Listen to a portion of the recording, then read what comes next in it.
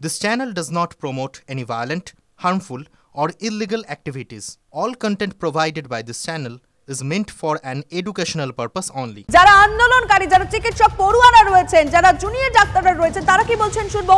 Forensic এক্সপার্টদের বক্তব্য শোনাবো আপনাদেরকে এবং চিকিৎসক সংগঠনের নেতারাই বা কি ভাবছেন এই বিষয় নিয়ে, আসুন শোনা যাক।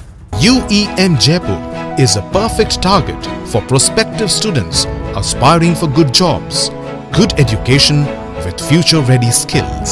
বিচার থেকে আমরা অনেকটাই দূরে আছি বলে আমাদের এখনো পর্যন্ত আমাদের যে মনে হচ্ছে যে এই যে করেছে যে ঘটনা সের সাথে মাল্টিপল অ্যাকিউজ থাকা যে সম্ভাবনা সেইটাই আমরা মনে করছি এখনো পর্যন্ত।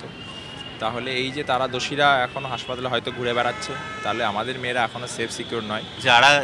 যারা কালপিট আছে তাদেরকে কি ধরা হয়েছে না ধরা হয়নি, সেই কালপিটকে আমাদের সামনে আনতে হবে। আমাদের শুধু এটুকুই দাবি যে সে যে মার্ডারার যে ঘুরে বেড়াচ্ছে সে আমাদের মধ্যেও ঘুরে বেড়াতে পারে। যতক্ষণ না আমরা সেটা পাচ্ছি আর কি, আমরা খুবই আনসেফ ফিল করব এখানে কাজ করতে। পিসেন্টিক নেল স্ক্র্যাচ অ্যাব্রেশন সেগুলো নখ দিয়ে হয়েছে, এটা বোঝা যায়।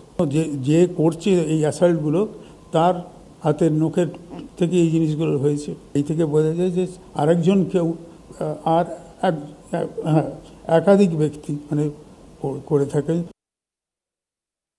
এই ঘটনায় শুধুমাত্র একজন তো শুধু দায়ী নয়, এরা অনেকে যারা ছিল তাদেরকে তো ধরাও হয়নি, তাদের সাইকোলজিক্যাল যে ফরেনসিক সাইকোলজিক্যাল টেস্ট দরকার ছিল সেটাও করার স্কোপ নেই। স্বাভাবিকভাবে সেই জায়গাটা গ্যাপ থেকেই যাচ্ছে।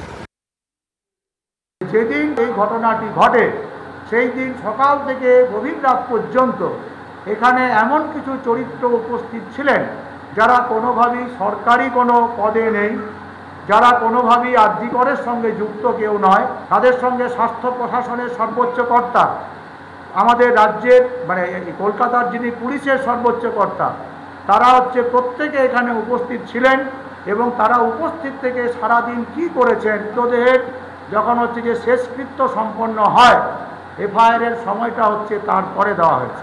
তো ওই দিনের ঘটনা যারা করেছিলেন দুষ্কৃতিকারী একজন, দুষ্কৃতিকারী নাকি একাধিক, সেটা তদন্তকারী যারা সংস্থা আছেন তারা বের করুন। যারা সারাদিন এখানে থেকে তদন্তটাকে ভুল পথে চালানোর চেষ্টা করেছিল, যারা এফআইআরে দেরি করেছিল, যাদের বিরুদ্ধে তথ্য প্রমাণ লোপাটের অভিযোগ আছে, তাদেরকে যেন তদন্তের আওতা থেকে বাইরে রাখা না হয়।